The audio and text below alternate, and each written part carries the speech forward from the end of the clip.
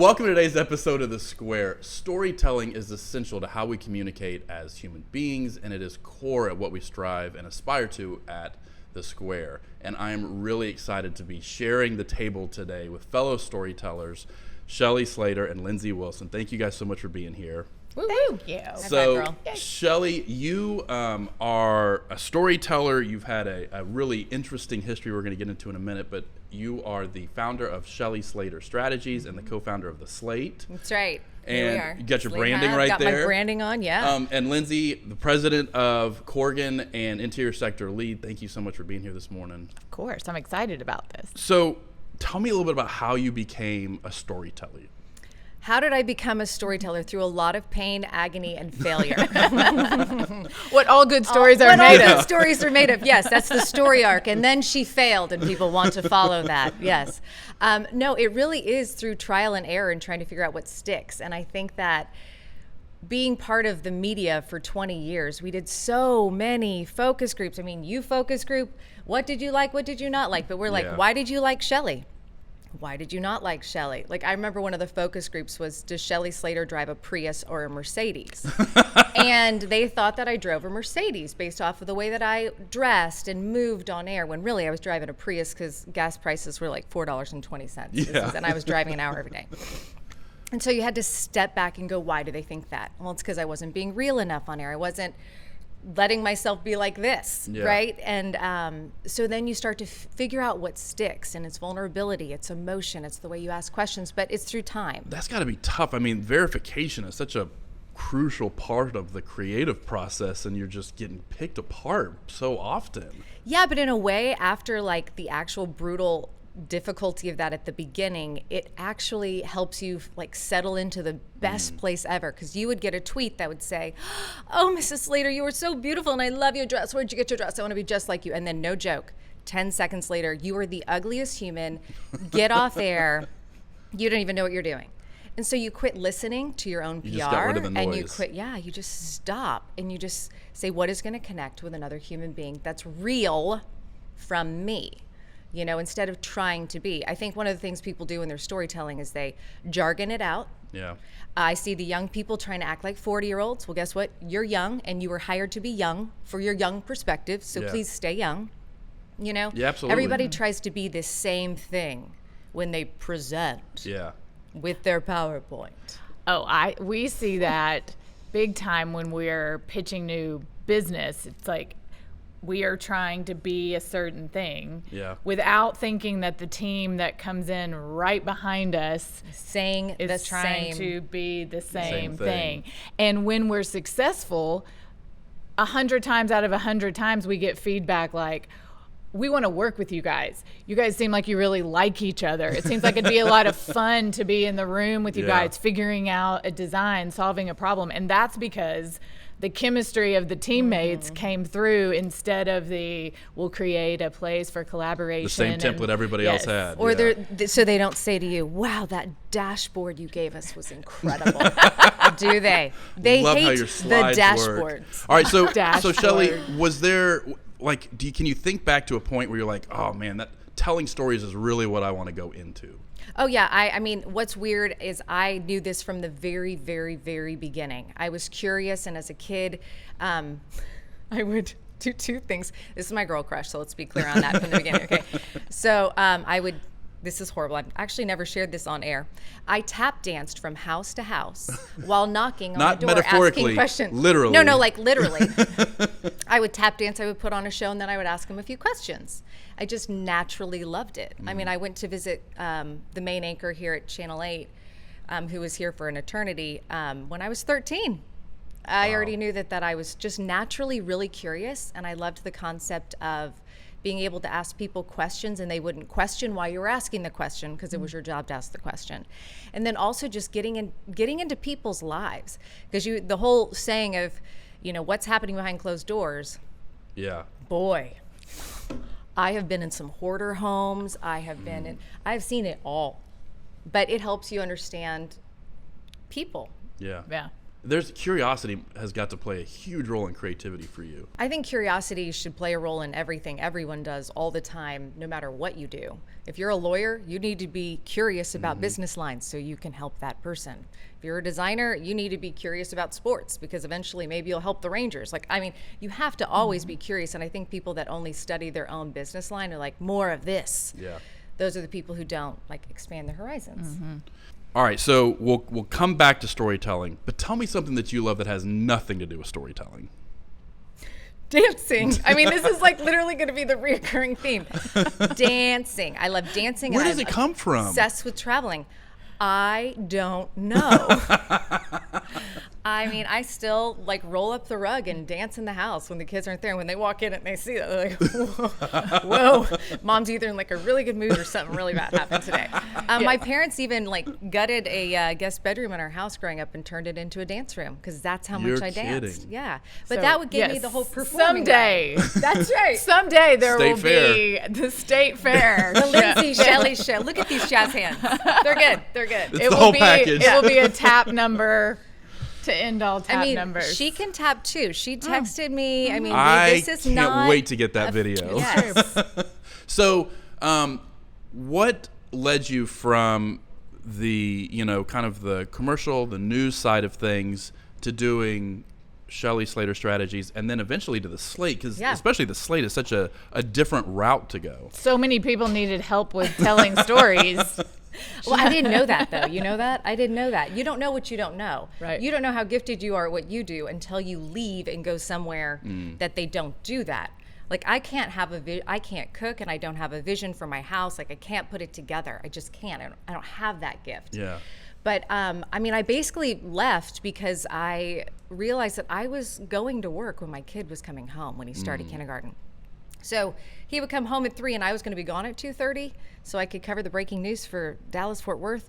And although I loved it, I was like, there's got to be a better way. Yeah. And then also, TV has changed. This 24-hour news cycle, I think, is destroying media. Yeah. And that's a whole nother podcast. But I feel like it's ruining the quality. And I used to be able to tell, hey, I've got this great idea and I want to spend the next month following this.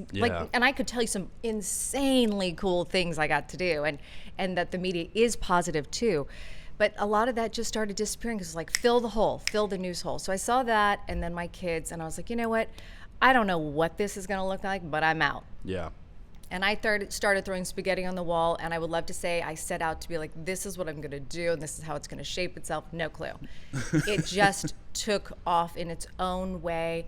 But you had curiosity even in that process. And I didn't even know this is how non-corporate a newsroom is. And it's actually been, I think, the key to my success is that I didn't go study how to teach people to do presentations. One day somebody said, hey, here's what I'm going to say tomorrow in my presentation. What do you think? And I was like, oh no. You're not actually going to do that, are you? And they're like, oh my gosh, everybody's always told me that's so great. It's like, well, it's not. Yeah. And then I also found that newsrooms are kind of brutal and I needed to soften the way I spoke. Because in a newsroom, you just say, literally the saying is your baby's ugly. Yeah.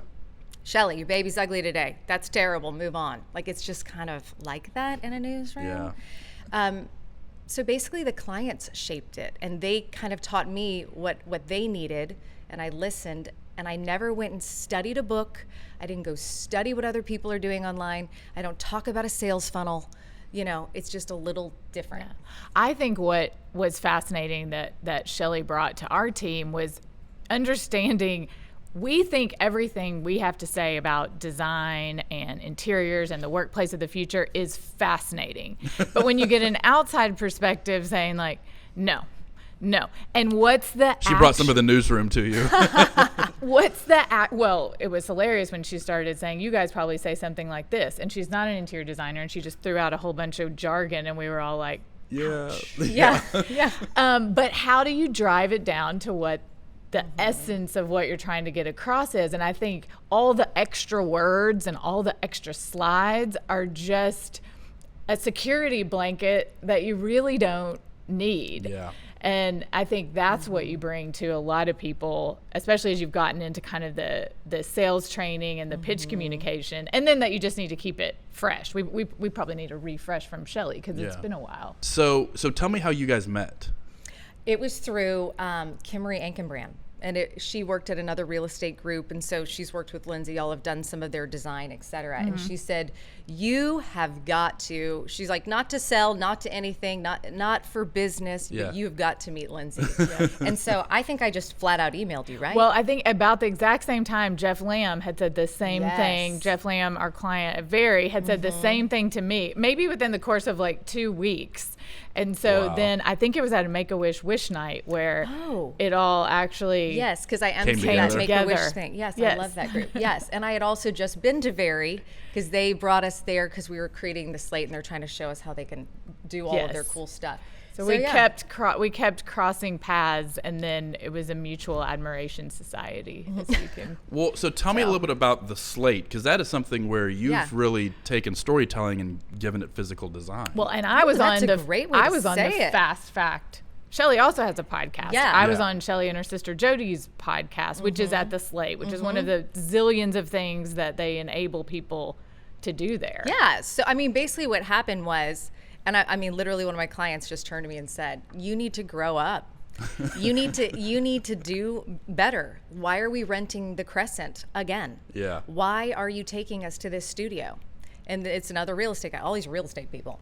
You're surrounded. No, but you know what he told me to do? I mean, he said, so Shelly, here's what you should do. I won't even tell you who this is because it'll make a lot more sense if I do. But you need to go knock on the antique mall at Forest and the Toll Road. That's the building you should buy. And I said, you think so? And he's like, yeah, that's what you do. That's the location. That's what's going to make this concept take off. And I was like, all right, cool. I went and knocked, and they're like, that'll be $115 million. And I went back to this client who told, like has the whole buy the block kind of thing. Yeah.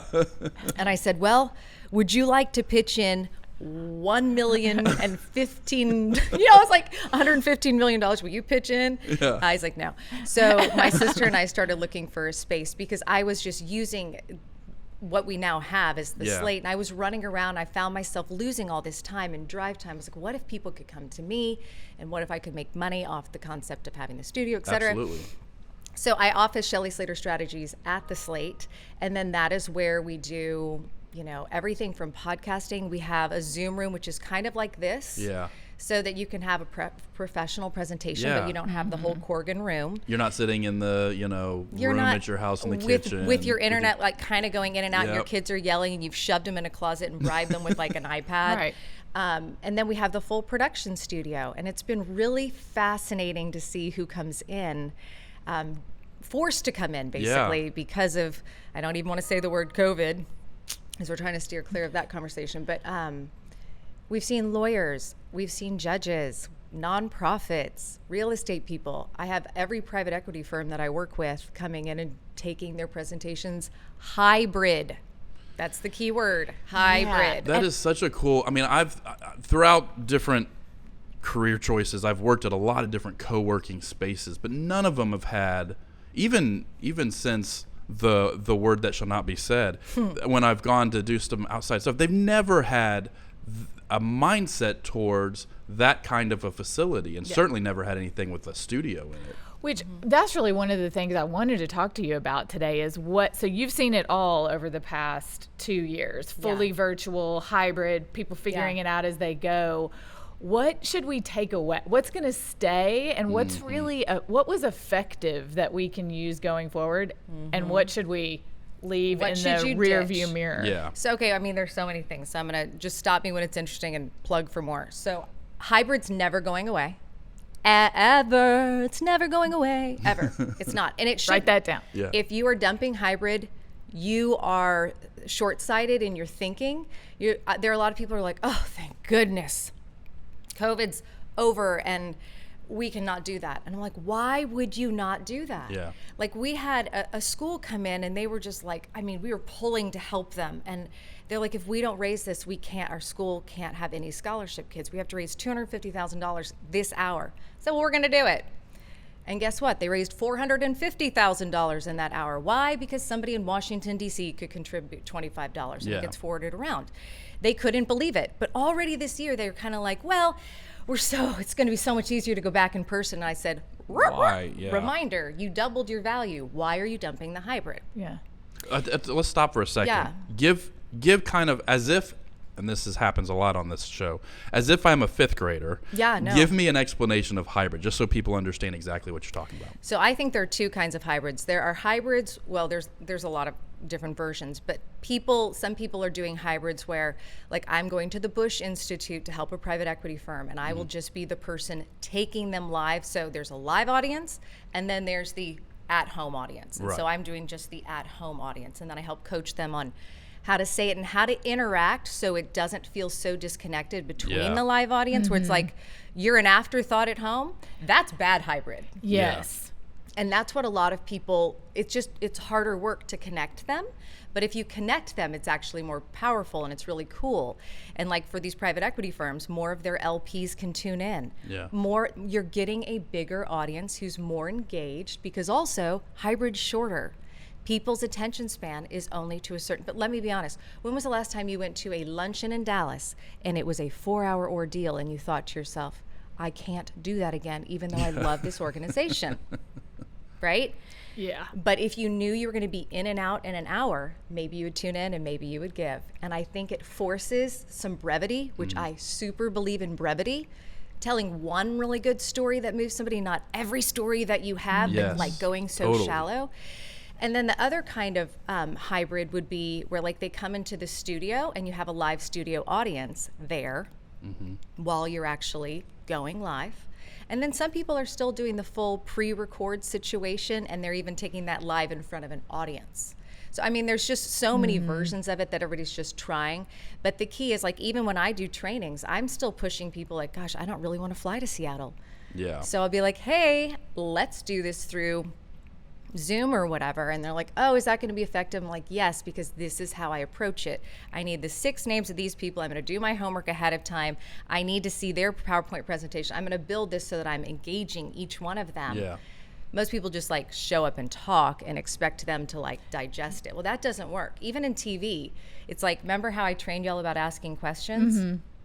Well, in hybrid land, there's nothing more important. It's also going to be the number one thing that freaks people out because, hi, da-da-da-da-da-da, and I'm asking a question, but you can't answer. Yeah. But that's how TV is. And it's the number one thing in those focus groups that people remember are the questions they were asked. Are you sitting on your couch right now wishing you had done that run this morning? Right. You know, that's a question. Yeah. You're not actually asking for an answer. Yeah. Well, and but with Zoom, and there's so many, I think, negative connotations that come out of it. You know, people's right down to like, do I use a blurred background or not, or do I use a fake background, and all this other stuff. But to your point, I think there's some really key things that are pros to having this hybrid workflow. So what are some of those specific things? Well, I would just add in, as a presenter, it's so much easier. What I missed in the fully virtual world was the energy from other people. Being in the room. And I felt like in some ways my superpower had been taken away when we went from pitching business in a room with the potential client to everybody being virtual. And I was like, you know, trying to communicate and connect with them. Having some people in the room is huge, but I definitely think there's a lot of improvements we can make in planning to connect the people that are hyped. That 100%. That really hits home. And it starts with figuring out the personas. Your job is to not just make something beautiful, right? It's to solve a problem. Right. Okay. Well, then do the homework and find out who are the 2 personas. Who are they trying to retain? Who is this real estate client trying to retain? And then who are they trying to attract? I mean, I'm just like spitballing this. Yeah. Without knowing everything that y'all do in your presentations currently. But you have to look at those 2 things, and then you need to literally humanize, because there's not one story on the news that's not humanized. So let's make up Amy. Amy is the tech person you're trying to attract, but it is so hard because Dallas has a big fight over tech people, because I've heard this. And then so-and-so is, you know, the 60-year-old staple that you also have to keep happy, and this person doesn't understand this person because we have gaps. Yeah. So how do we build a design? See how I'm even asking questions here? I can't even help myself. So how do we build something that connects these 2 and makes them want to come into your place? Instead of saying, you're trying to recruit young talent and keep the talent you have. Quit telling me what I'm trying to do. You don't even know me that well, right? Yep. You know, if somebody came in and said, Shelly, you're just trying to storytell and you're this and that, and I'm like, what? Like, oh, it just gives me the heebie-jeebies. You know, but presenting it with questions makes it them feel in control. And guess what people don't argue with? their own conclusions. Right? Yeah, People absolutely. love themselves in their own conclusions. So let them come up with a conclusion. Right. Yeah. I think prep, you've said it a couple of times, prep is so key. And I think people, one of the biggest faults I think with hybrid right now is people think, well, all it is instead of me going somewhere with a PowerPoint presentation, I just turn on Zoom and present. Yep, guilty. And there's zero prep given to the fact that it is a hybrid presentation. Right. Also, like, your hybrid presentation does not have to be in your bedroom with a Zoom. Also, I hate Zoom. Like, go on StreamYard. StreamYard allows you to, it's $20 a month. It streams better. It streams live to LinkedIn. It's live to YouTube. You can do a private YouTube link.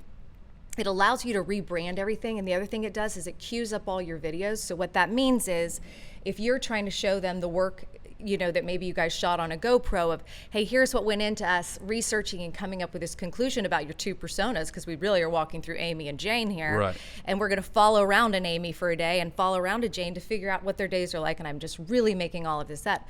But if you do that, if you queue up those videos on Zoom, you have to go, okay, so I'd like to share my screen. And, hold on, any second. Now, Zoom is just, can you believe this COVID world? And you're like, holy. I feel like you're reciting some of the meetings I've literally been in. No, I've sat through them and I'm like, it's like, can you hear the sound? No. Oh, okay. Then I'll just talk over it. Can you hear me? Can you? Oh. So StreamYard allows you to just press play and they're all queued up. So it's like, boom, it's like, and that's what's happening tonight. And it like rolls. Yeah. And so there are other ways out there, other avenues. And then don't do it in a boring place. Like if you're creating something cool for the West End, let's choose a cool spot and do our presentation and set it up like a newscast, because clearly we got the cool goods here. Outside and make it different. It does not have to be sitting in your room. Like even thinking outside the box there. So what do you think some of the, particularly with storytelling, we've talked a little about hybrid, what's the future? Like what's going to happen? Well, it sounds over like the technology is going to catch up where we have more tools. Well, okay, so I know this is a little bit weird. You've seen the Mockingbird series.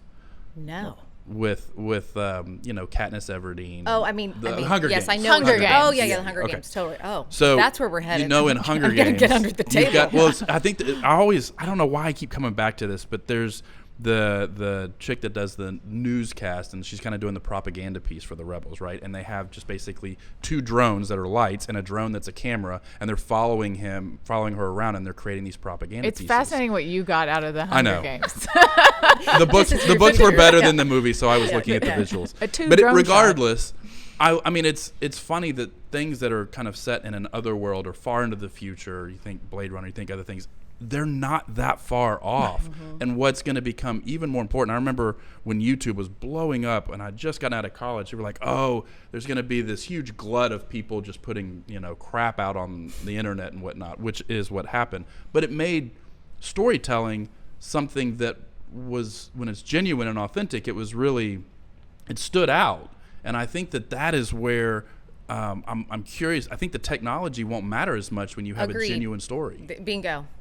Doesn't matter 400 years from now what they come up with. If you still can't tell me your point and sell it authentically, then it does not matter that you have the coolest technology ever. Yeah. Also, P.S. on this YouTube thing, because I despise YouTube, kind of like I despise Zoom. I kind of despise a lot of platforms for media, I guess.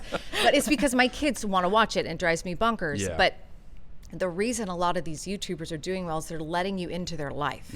And so I think one of the best things to do when you're thinking of a hybrid is people want to go behind the scenes with you. You tend to want to show up with your polish and your jazz hands, and our routine is ready and we have on a red lipstick. They want to see you screwing up, figuring it out. We were thinking of this and then we did this. Here are 12 days of research to see who was walking around this building, to see what kind of person would come in or whatever it is. They want to see the work that went into it, the grittiness, not just the polish. Whereas we show up with a perfect PowerPoint presentation. Yeah. Well, and they want to know that you've done your prep, to what you said earlier, but it's okay to make those mistakes if you've done your prep, because they see it's a genuine, authentic experience. The most powerful presentation would be walking in and being like this. So guess what? We made a huge mistake, an opening like that. Yeah. You want to know what it was? is that we followed the wrong person on the wrong, I don't know. I don't know what the mistake is. Whatever the mistake is, and be like, but guess what that did? That massive mistake that took us off course for 2 months took us directly to what we believe is your answer. So how do you get Sally to come in? How do you connect people? Yeah. How do you get people to be motivated? How do you retain them? Asking a series of questions. Yeah. I mean, really, it's not that hard once you like just force yourself to do it.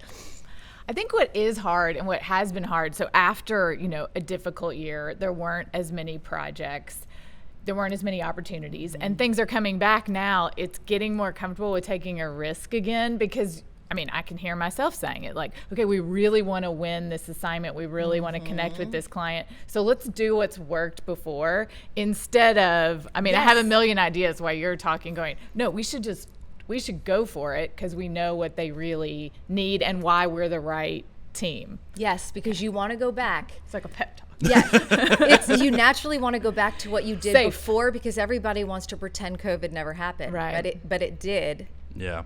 And it changed things. And if we move forward as if it never happened and go back to everything that we just did before, well, then you're not kind of current and you're not up to date. So, are these the mistakes you see all the time that we've hit on? Have we missed any? The lack of prep, especially if it's going to be hybrid, the not taking the risk and really understanding who you're speaking to. What else? What else do people you see them do it wrong all the time? Oh my gosh. I think that they circle the same point about 20 times because they're nervous. And so somebody just has to come in, an outsider, to affirm them that this is what you should say. I loved that. Dump this part. Ooh, that was a golden nugget. Why'd you dump that part? Put it back in. Yeah. And I think if people just feel affirmed that somebody's like, this is good, because also in hybrid, it's hard. Like, I am used to talking to this camera and assuming the person on the other side thinks I'm just dazzling. Yeah. Right? You have to almost brainwash yourself like that. But somebody who hasn't and they're looking at the camera and they're not getting that feedback, it's hard. You need to be more affirmed than ever that what you're saying is interesting. We've literally had to sometimes take the teleprompter and do, like in Teams, that group view and put the group view on the teleprompter so they can feel that connection with somebody. And it's incredible the difference it will make. Yeah. Now, we've talked a little bit about some of the mistakes. What are some of the key things that you would tell people they need to remember when doing storytelling? We talked about curiosity. What else? I'm going to tell you a story about this one group that I researched that I thought was fascinating. And this is not mine. It's going to be 80% accurate, but I liked the idea of this. I think, how can you take the whole hybrid thing, because you're in video land and you could cue a video and then be live, and you're creating a newscast. That's all this is now, which is so interesting to me. It is. When I look at the Slate is a newsroom. Lots of desks, private offices for the managers on the outside, the studio, the podcast room. It's basically a newsroom. But this one group was trying to convince this government, and I can't remember which state it was, that their insurance system is a mess in the way that people have to file with the government for Medicaid and Medicare and all these, just like a disaster. So instead of walking them through a PowerPoint of how hard it is and telling them stories of people who are really ticked off and showing the emails, they actually took them through the process. So what could you even set up and be like, okay, instead of presenting to you how bad this, system is, they're like, let's do it. We're going to do it with you. Just keep us in your back pocket all day long, because it's going to take all day long. And by the end of the day, they just check back in and be like, oh gosh, he's still filling out form 492. And they literally just created like a maze, and the people followed them through the maze, and it was so impactful because they just kept it on their computer, and it was throughout the day. Or they could just check in almost like a live feed of a monkey at the zoo. Like it was a live feed, but how effective? Now they're changing it. Yeah. Instead of being like, and then it takes people 22 minutes and 35 seconds. Like, what could you also show them? And I think in design, there's a really big case for that, instead of just saying, and here's the furry this, and this tile's going to be beautiful, and here's our vision. And then there's the finished photo. Yeah, and here's the finished photo. Or it's even bringing the Sallys and the Janes and having them react live to what they think. I don't know. It's just, you can do so much more cool stuff. I feel like you have to, again, go back to your prep. You have to do your prep in order to be able to think outside the box. Right. Yeah.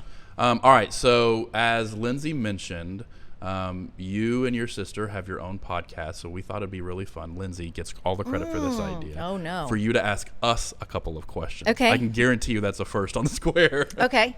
What is the thing that most surprised you about Lindsay in this last year? See, the funny thing is, Lindsay, when I first came to work, literally one of the first things Lindsay ever told me was, bring me something to say no to. That's like burned into my mind. And everybody that is around me in the Media Lab has, especially John, our boss, has that same mentality. And so I've come to kind of expect the unexpected. The reason the Square, I've said this before, even exists now, because we were supposed to start filming the day we went into lockdown, is because I called Lindsay. First of all, I had her number, which, like, Lindsay's the president of a huge global company, and I have her phone number and have permission to call, and I'm not unique. You know, I think anybody, they have a very open door policy. So I called Lindsay and I said, hey, you know, this is where we are. It is not going to be at all what we expected, because we had expected one thing, and should we keep going for it? And she's like, absolutely. And now we're 53 episodes in, and it's been awesome. That's awesome. And so how has the word risk changed to you over the last year? Oh, wow. I could do this all day. Can we switch full gears? This is fun. Such good questions. It's changed because before I thought about risk just in terms of how aggressive do we want to be going into a new growing the firm. Risk to me was all associated with how do we want to grow. And now I feel like there's so much more risk in just maintaining what we have. Like talking about our culture, you know, and a lot of our clients feel the same way. What have we lost, and how do we get it back? And we may not get it back in the same way we got there in the first place. So yeah, that's what I would say. That curiosity gives me an idea right there. You could have a whole just GoPro series called Getting Our Mojo Back. And if you shared little segments of that with your clients who are also completely struggling, because every CEO I talk to, even at the big bad Toyota, they are super struggling with how do we get people to feel like it's comfortable to come back. Yes. And so if they saw that in you too, guess what people love? Relating. They want to feel like they're just like you. And so while that feels weak to you, it actually is the very thing that would win you business. Well, and it's authenticity, right? It's authenticity. Yes. Look, we're doing the same thing you're doing. Let's do it alongside each other. We're going to take the best of and give it to you. Watch us try to get our mojo back. Like, dude, do it. Like yesterday. I'm curious. How are you able to say no to things? Because, you know, you have a lot of creativity, you have a lot of ideas. Oh, no to my ideas? How do I say no to myself? Yeah, how do you say no to yourself, to your ideas? How do you filter? You know, because that's interesting. I don't feel like I have to say no to my ideas. I don't feel like I have that many good ones. I feel like really, I feel like I tend to land on one thing and be very decisively strong about it, and it just happens. And I think I don't know how, like that. Like I don't know how it happens. It just does. But I think it's from 20 years of thinking fast on your feet in a newsroom. Yeah.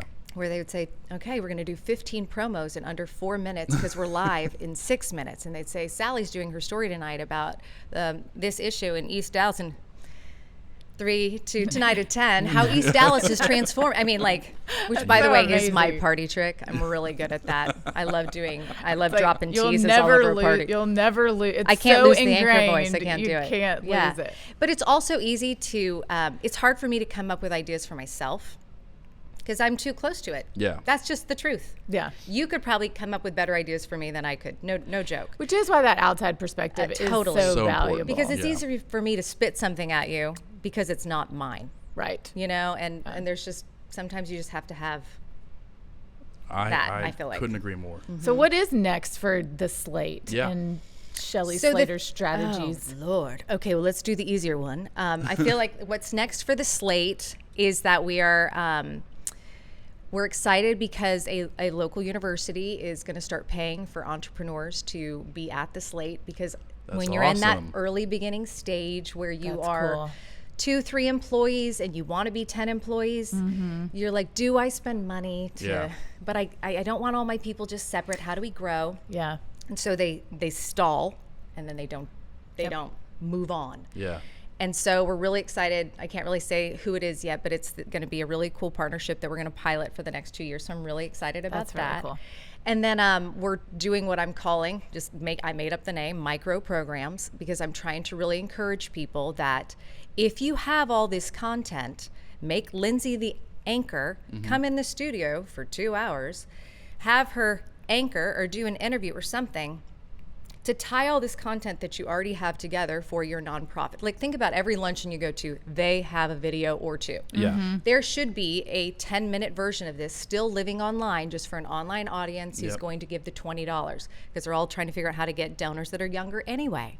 So I don't want people to dump those ideas. It's so easy to do a micro program. Right. You know, and so just encouraging people not to get rid of the video piece, because video is everything. I have said video is king way before COVID happened. COVID forced it upon people. And they get to these pieces and they think that's the end, and they don't realize they're just continue to be ingredients to make bigger and better things. Yes, well, I mean, the position you guys were in when the pandemic hits, already having the Slate and having all those tools, we fortunately had been using and embraced video long before the pandemic. So we had the tools and the talent in the media lab to do that. You had a great jump start. Yeah, so I think it's funny when people say the pandemic caused all this, but I think the people who've done it the best were already embracing it. We just had to kind of amplify it. Recalibrate is the word I've been using. Because everyone's like, wow, Shelly, y'all really pivoted during COVID. I was like, there was no pivot. This was here. You just didn't realize it was here. Because I spent, like, before COVID, the co-working side was full. Yeah. And I was explaining to people why they should be in the studio. And I was the one using the studio all the time, and no one else was. And I was like, wow, maybe I'm really off here. The studio thing is really, am I the only person who sees the value? Yeah, because that's how I scale. I get people in all day, boom, brrr, knock it all out, right? And now it's kind of flopped. The studio's bonkers, the podcast room, the Zoom room, and we're hoping that the co-working side kind of comes back to life. I think it was Sam Flores, who does our Curiosity Report and is the director of Hugo, that said there's the change. There wasn't so much change after COVID hit. It was just a catalyst for things that were already going to happen. It just sped them all up. I love that. And I think that's true, especially in media and in storytelling. We need a few more questions. Okay. What is the biggest blooper that you haven't shared that has happened on this show? That I can share? That you must share. The biggest blooper hasn't gotten us in trouble yet, but we save all the outtakes of all the guests. Yes. And at some point, we're going to cut them all together. And it's going to be fun in a roasting way, but not in a mean way. There's a fine line. No, it's good times. Every Christmas, you know, I was like, wow, I really cover the news great, Mom. And she's like, yeah, no, can we see the bloopers? And so every Christmas I would just come home with my really amazing blooper I think there's... They are helpful, because I think there are people who are intimidated if Brandon may ask somebody to come on the Square and do something. They only see the finished product. Right. So even just internally to show, like, oh, no, it takes not Brandon just 4 internally, times. Though. Like, if, again, with your presentation, if you guys were trying to get something together, the outtakes is what is going to actually show camaraderie with the team. Oh, and gosh. that should be shared with the client. I'm just telling you, to a certain degree. I'll tell you. We have never done that. We have should never do shown. Do it. That would be awesome. I think See, I cross my arms immediately and like get very like nervous. my body language is going to completely change. I mean, for the right group, but by far the biggest blooper happens. It's not one blooper. It happens all the time. It takes me a minimum of 5 to 6 times to get the intro right. You got it right in 2. I know, but that was because I practiced 5 times before you guys got here. Yeah. It's hard to be a one-take wonder. Yeah. Okay, Lindsay, I would like to know what is the one word that you would like people to live by coming back? What is one word that you want your team, when they're struggling, when they're frustrated, when this is hard, and why aren't we doing it the old way? What is the one word you want them to like write on their top of their computer with a Post-it note? One word. The first word that popped in my mind was experiment. That is a great word. That you is should awesome. you can erase my whole section. That is amazing. Why do you want them to experiment? Because I think we can all try anything. Like, if it's not working, if you're uncomfortable, if the meeting didn't go great, if the hybrid thing freaks you out, just try it.